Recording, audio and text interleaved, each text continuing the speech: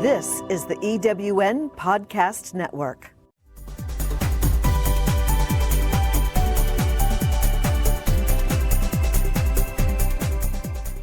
Welcome to Prime Spark, the podcast that brings you conversations that inspire, celebrate, and empower women over 55.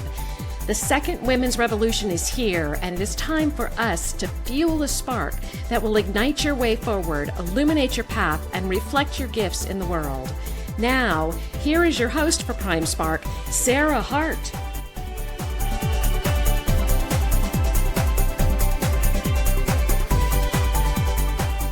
Hi, and welcome to Prime Spark. I'm Sarah Hart, and I'm so happy you're here with us. Prime Spark is designed for women over 55 or close, with a goal to help us live our happiest, most fulfilling, and productive lives, now and in the future. The mission of Prime Spark is to change the way our society sees and treats older women. That's a big mission. So what that means is we need to get going now, and we all need to be involved.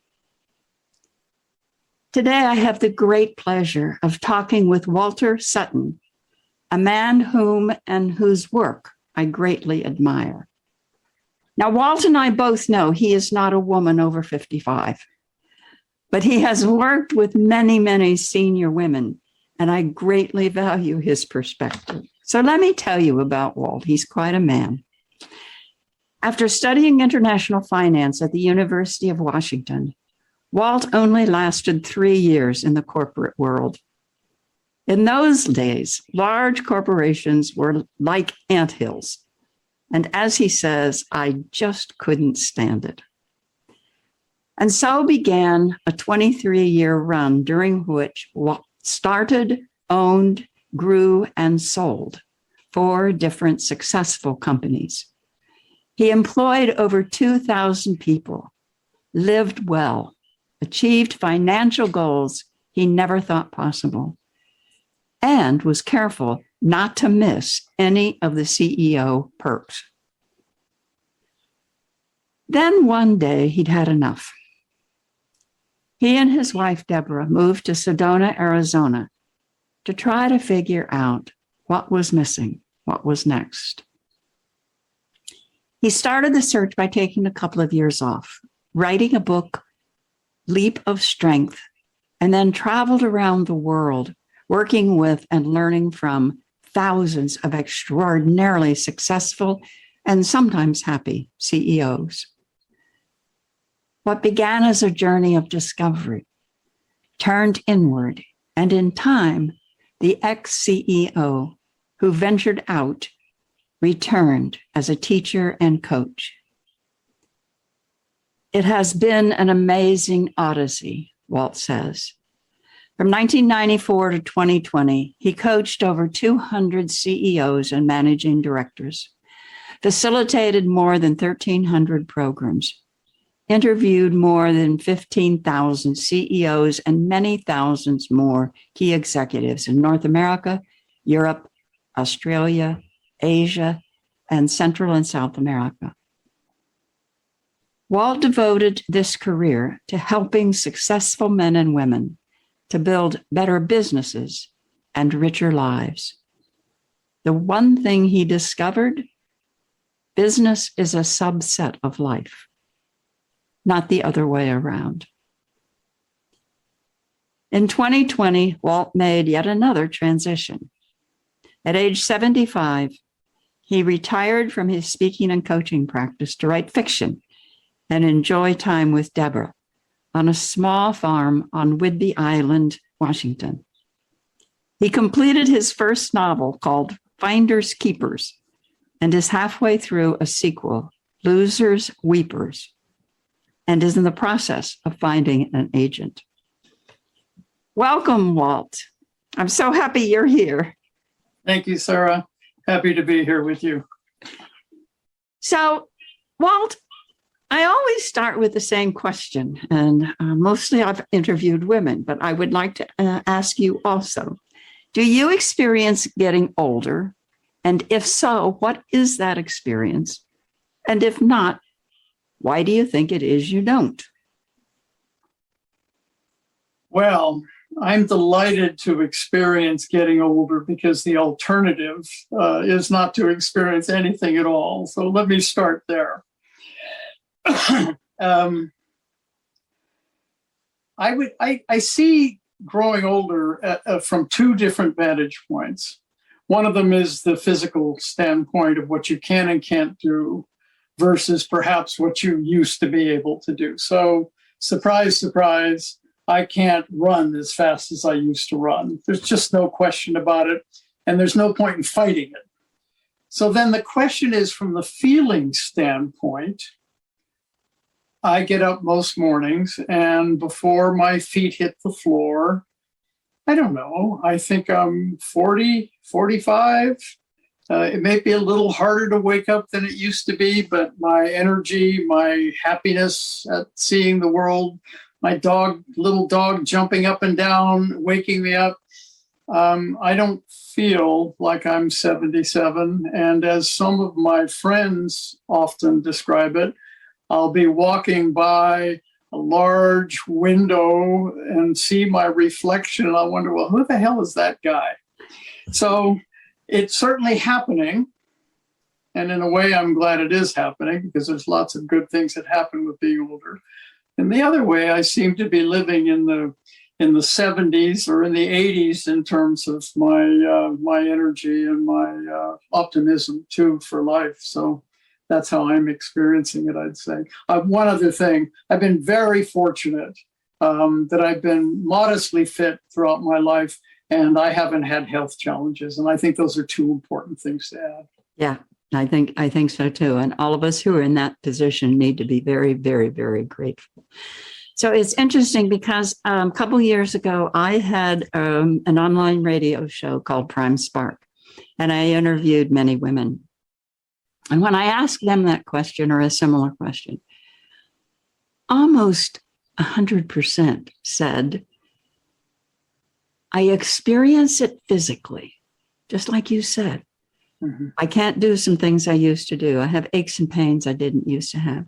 But other than that, I feel better than when I was in my 30s and 40s and 50s. I feel more me. I feel freer. Do you experience that? Well, Sarah, you are more you when you're 60 or 70 than when you're 30 or 40. There is more of you to be. There's all those years of experience. There's all those things that you've seen. And there are all those questions you have already answered.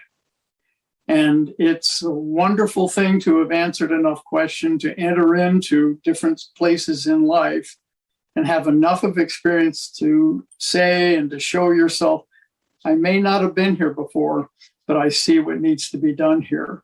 I may not have been here before. Why don't I be quiet and listen carefully and something will come? All of these things come with age and experience.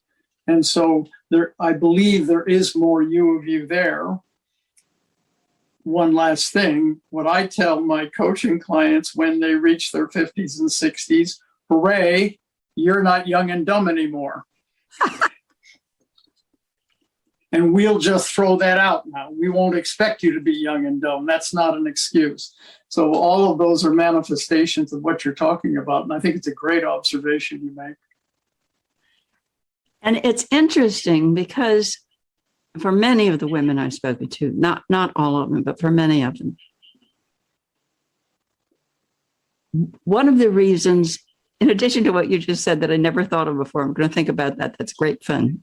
But in addition to that, so many women have spent so much of their lives devoted to family, spouse, home, extended family. And finally, when they get to their late 50s, 60s, 70s, the kids have left. Now they may have come back, but they've left. And for the first time, for some women, it's sort of it may be scary, but it's sort of a liberating, I can do more of what I want for me now. Have you found that in women you've spoken to? Yes, both women who have spent their lives caring and growing and developing home and community, as well as women who have also added to that executive positions and jobs and responsibility. So compare those two things for a minute. I've had a lot of jobs. I'm not jobbed. I've employed myself, but I've had lots of tasks and lots of jobs. I've also been a father and a head of a family. If I were the primary chief executive of running a family and doing all the things a family needs versus a CEO, which I have been for many years and then have been a coach, I will tell you hands down which job is harder. And it has nothing to do with business. And so the involvement in that job, my children, my family, all the health, all the trials and tribulations of life in a family, that the head, often the woman, the head bears throughout all that time, is a big, bloody job. And of course, in the course of time of growing up and changing with children, if there are any leaving with just life circumstances where some money is there, all of a sudden that job isn't there anymore. That is a big shift. And in many ways, it's almost a bigger shift, or it can be a bigger shift than someone who's had the structure of, let's say, a corporate job or a place in the business world, who decides they want to do something else. But in both instances, they arrive at a magic point. And the magic point is something that in many ways is offered up in this society, these societies, certainly in the West, mainly societies where people have choice. And the choice at that place is they get to live more than one life. And that's the moment it's granted, where all of their energy and all of their hopes and all of their dreams can focus someplace else because they aren't needed in that place. And I think that is a magical, albeit frightening, place for people to arrive at, whether they be coming from a home circumstance or whether they be coming at it from a career circumstance. That's an interesting comparison. And again, I never thought of that comparison. And one of the differences that occurs to me is I speak to many women who are in the first situation, coming out of the home situation. Mm-hmm. And what they feel is they have no skills. Right. Which probably isn't true of the person coming out of having been head of an organization. Maybe not. But these women, it infuriates me, not at them, but at society, because they have so many skills of having done what they've done all those years. And so I see that as a difference. Do you see that, or am I not seeing the similarity? No, I absolutely do see it. However, that has more to do with how society treats people in that situation than it does with regard to their real capacity to do things. Yeah. So I've worked in organizational development and trying to get groups of people to do really, really big, complicated things all over the world. And the magic to doing that is every much the same thing as the magic of raising children, of the magic of organizing a home, of the magic of having generations be able to stick together and being responsible for that. It's building relationships. It's listening to people. It's having unbelievable curveballs thrown at you by life, and you somehow having to have the capacity to pick up and make things work in a family. It's not optional whether things work in a family. They absolutely have to work. Right. It's really, really big pressure. But society calls those, Sarah, soft skills. Right. They aren't soft skills. They're hard-earned skills in the world in terms of building community, helping people get along and achieve difficult things. And I think one of the keys, and I'm sure Prime Spark is there to help provide it, one of the keys is to help these women see what they really do have, and not by praising them to the sky for it, but helping them actually excavate and discover the things that they've done, and then help to encourage them to go places where those things are needed, because we need women leaders everywhere. Yes, I mean, I feel like you and I are preaching to the choir back and forth and back and forth, because one of the things I consistently say and with Prime Spark is, and I mean it, that I can't remember a time, at least in my lifetime, when there's been more need of women's wisdom and skills and experience than right now. We need to get out and do things that need to be done. And coming back to just what you mentioned about the soft skills, I have worked in the soft skills for my entire professional career. And I, at some point, decided I'm going to call these higher order skills. Oh, good. Because if you think about emotional development and the emotional intelligence, they're higher order. Sure. It takes a while for people to get them, and some of us never get them. And so I talk about them as higher order skills, and I like that better. Well, and there's another thing. This is one of these funny places where the 77-year-old man comes to talk to 50-plus-year-old women about women. And I'm very cautious about doing that, but I will say this. For 23 years, I ran businesses and had a lot of women in my businesses. They held, in many cases, the primary executive roles simply because of the types of businesses we were in. I am the beneficiary of women leadership, big time, on a hard scrabbled business environment in computer services in the 70s and 80s, women who led with soft skills, which turn out to be fabulous organizational skills. Yeah. One of the topics that I see more often coming up finally is the idea of ageism as one of the isms in our society. And I don't know, I know this is a cultural thing. I know in some cultures, elders are revered, but not in ours. And so ageism, certainly in employment, but just ageism in society. And I think it's a topic whose time is coming. It's still on the horizon, but it is going to be paid attention to. Mm-hmm. Do you experience ageism anywhere in your life or not? So, lucky you get another two-pronged answer. I am certain I do experience it. I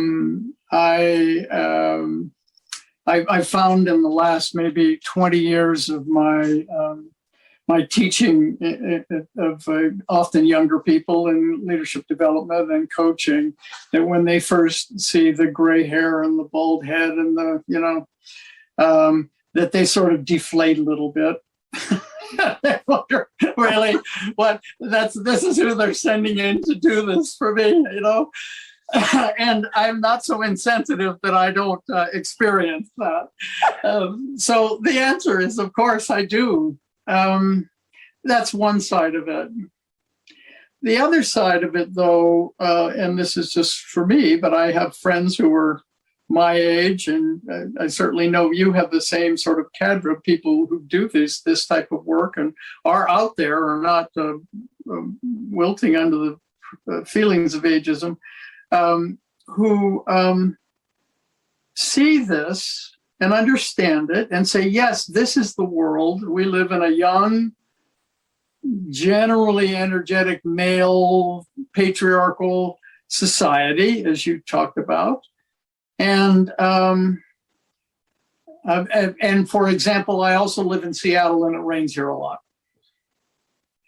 I can talk about the rain and I can talk about the weather, and I do think it's important. I don't mean to diss the question, but I also think that if you're going to combat ageism, I don't even like the metaphor. If you're going to try and change views on ageism, you change it by being a strong contributor to the well-being of others in our society. And eventually, their opinions about your age become, in some cases, they're irrelevant. They drop off. And in a bigger way, they stop seeing it.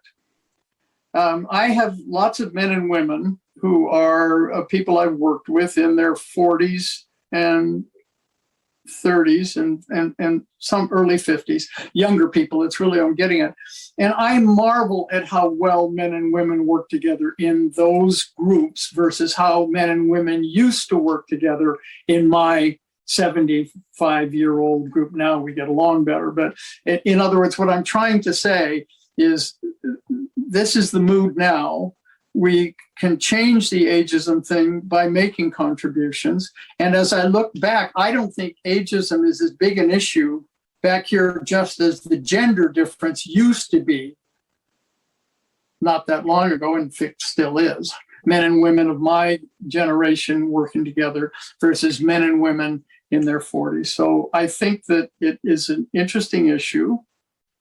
But I think for people at our age, the way to address the issue, of course, is to call a spade a spade. They're looking at me thinking, my God, they sent Uncle Remus in here to work with us, and then to work and do our best and understand that they may feel that way and make whatever mark we can make. I agree with you for all of those of us who have the oomph to do that. I also am very aware of the incredible impact the pandemic had on lots of working people, and even more so on older people, and even more so on older women workers. Okay. And whether or not a lot of those people ever get back into the workforce will be interesting, because there is a real issue, I believe, of ageism in hiring. And I live in Silicon Valley, so that's what I see. And so maybe it's not the same way everywhere, but I am concerned about that, because that really affects, people's lives going forward, and what they will have if they decide to retire, what they will have at retirement time. Well, those things are a real concern. And it isn't just ageism, but I hear what you're saying. It's outrageous to me that we live in a society that doesn't allow for a safety net, that thinks a safety net's for wimps. That isn't what our grandparents thought. And that isn't what the people of old thought. It's just a relatively new idea. And by the way, I very much appreciate you realizing that Silicon Valley may be a bit of a bubble. I live near another bubble, which is Seattle. But your concern about those people and the fact that they're being discriminated against, I think absolutely people have to draw a line and say, no, we can't do this. And to face into it and make it an issue, this might be a great place for the people in Prime, some of the people in Prime Spark, to be politically active and try and help make a difference. We are not a very gentle society. We're a society that judges those people. It is one of the most disappointing things about growing old in this country, is that attitude that shows up the way it shows up. Right. I agree. I remember what I wanted to say, and I want to say it now, that when you talked about being a 77-year-old man talking to women in their 50s, you said that to me when I invited you on the podcast, that you were very reluctant to do that. And I said to you, your being able to say that, know that, and say that is one of the reasons why I want you to be on the podcast. So I just remembered it. I'm delighted to be here with all of you. So, Walt, when you look at your life, you have done so many things, so many fun, amazing things. What dreams have you not yet realized? I don't know if this has happened to you. I know it's happened to a few other people I've talked to. It certainly has happened to me. I have dreams, or dreams occur to me. That's what I want to say. Dreams occur to me. I'm writing novels right now, and I can't tell you what a dream it was. It's been a 40-year dream to just be able to do this. So they occur to me, but they aren't as specific as they used to be. What I mean by that is I used to often say, well, I'm going to climb Mount Rainier. And, yes, I want to climb Mount Rainier. And so I'd go out and climb Mount Rainier, and it would be an interesting and wonderful experience. And I'd write in my journal and have that. And so this is all this real specificity about it. In many ways, I've caught up with all my dreams. I am, along with many other people I know, and I think to some extent you are too, just feel like the luckiest person in the world to live as I live, the way I do, in the place in the world I live in with my family. It isn't that everything's perfect, but I'm just so fortunate to have lived the time I've lived. And so my dreaming happens more as I wander and see, seeking out in many ways more time to see and feel and touch and photograph and to appreciate and sense and hear than the specific goal-oriented thing that I must or want to do, or the bucket list. I got rid of my bucket list. It's a very interesting idea, by the way. I got rid of my bucket list about 15 years ago. Not because I've done everything in the world. It isn't that at all. I don't need the bucket list. And so I'm very, very involved in enjoying life and looking forward and traveling and writing and living here on the farm. But it doesn't come to me the way it used to come to me, which is what I think you're describing. And by the way, what I see in your book when you're talking to the prime sparks about how to sort of develop and create the energy around the sorts of things they'd like to do, it just seems in the 20 some odd years of coaching and so on, I've done so much and had so many wonderful experiences that I'm in those experiences. And that's what's leading me to what become the destination or the dreams that I achieve. That's interesting to think about, that a dream is more now a way to live, a quality of life, a way of being in the world than one, I want to do this, two, I want to do this, three, I want to do this. It's it sounds trite, but it's more of a being than a doing. I mean, this is the way I want to be in the world. Well, it may be trite, but it sure as hell is nice. Right.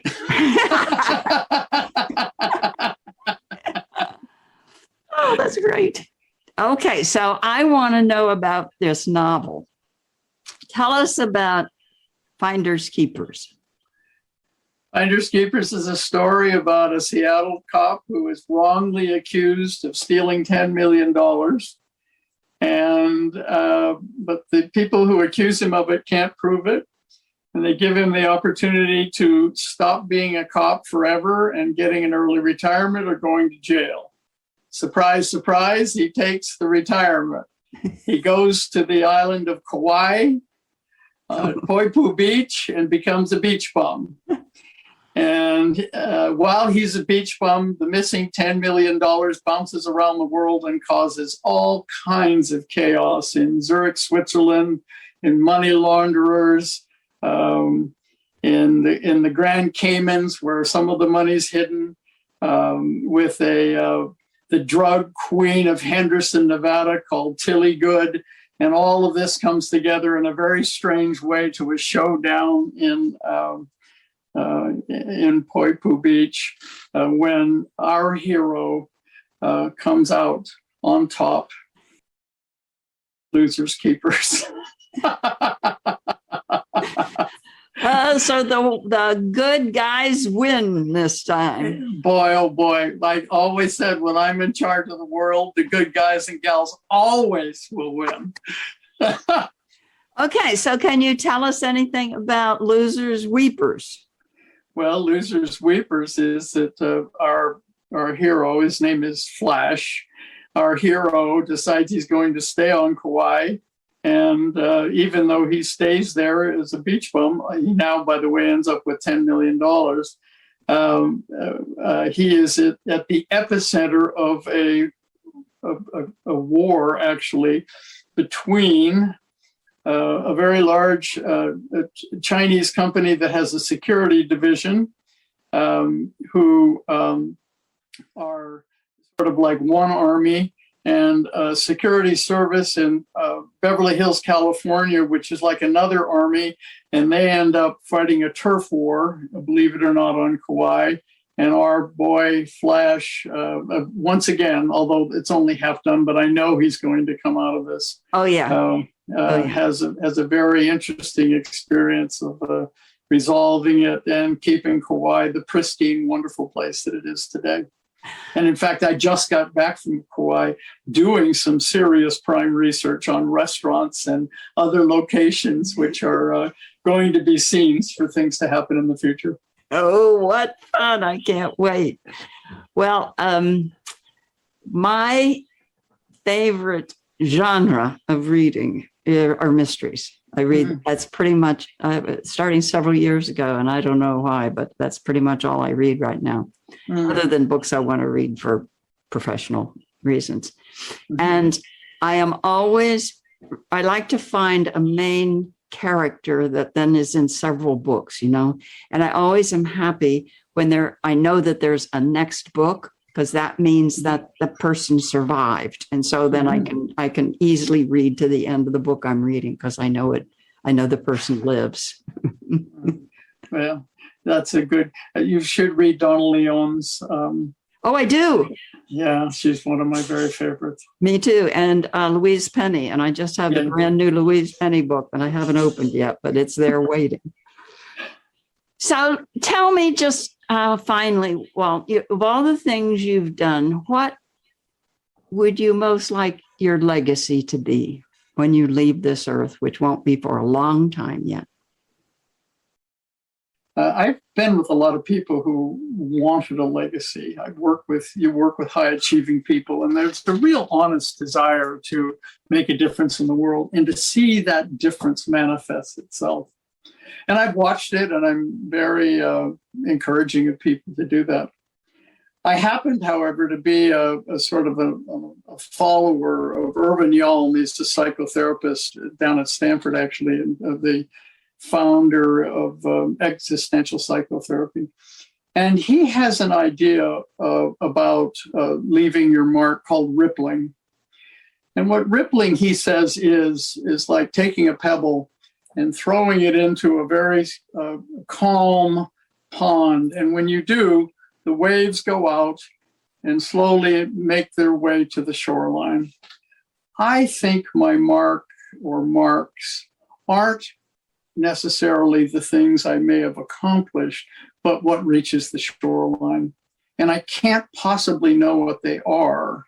But the fact that I know these things reach the shoreline because I've been on the shoreline for other people who have made their mark. And I've experienced the absolute joy and relief to have someone do something that inspires me.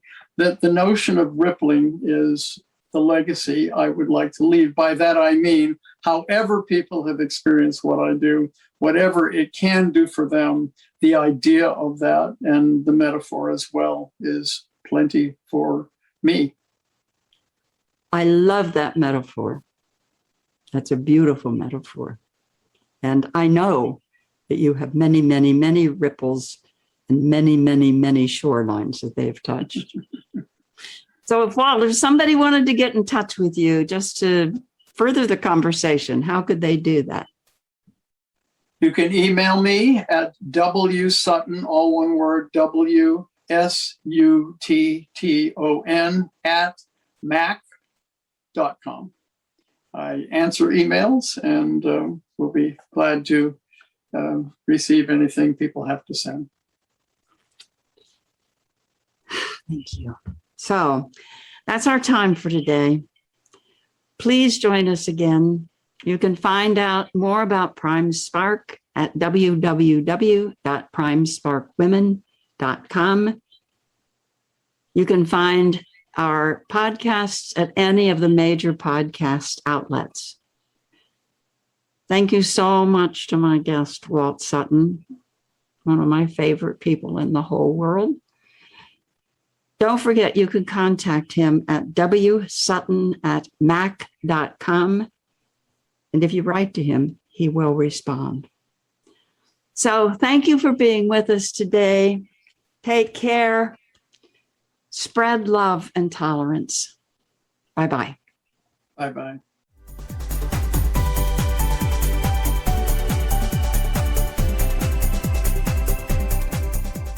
Thank you for joining us on Prime Spark. With each episode, Sarah Hart brings you conversations that inspire, celebrate, and empower women over 55. If you would like to listen to or download other episodes about remarkable, experienced women, go to ewnpodcastnetwork.com.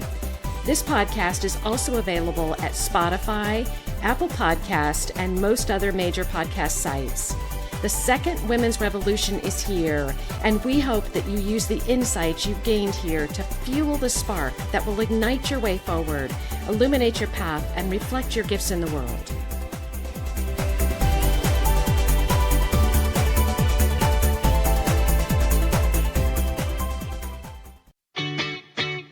Have you ever asked yourself this question? Why is it so hard to make a buck? I know I have. Hi, I'm Sandra Yancey, founder and CEO of eWomen Network. What I have discovered after going from the brink of bankruptcy to running a multi-million-dollar award-winning business is this. You can't build $1 million dream hanging around minimum wage mindsets. My mission is 1 million women entrepreneurs generating $1 million in annual revenue. So here's what I've done. I've created the mother of all entrepreneur success programs that you can access online on your time.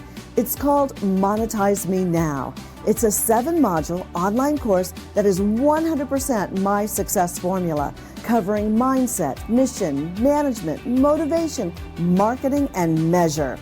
Come on, take my hand and I'll show you the way to learn to earn flowing revenue for your business. Visit monetizemenow.com for details.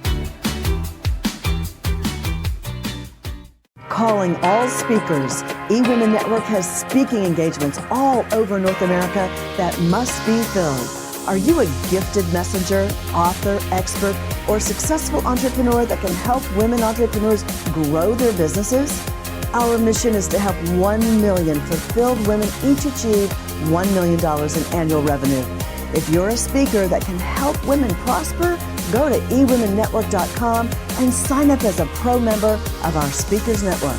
That's eWomenNetwork.com. Thanks for listening. This is the EWN Podcast Network.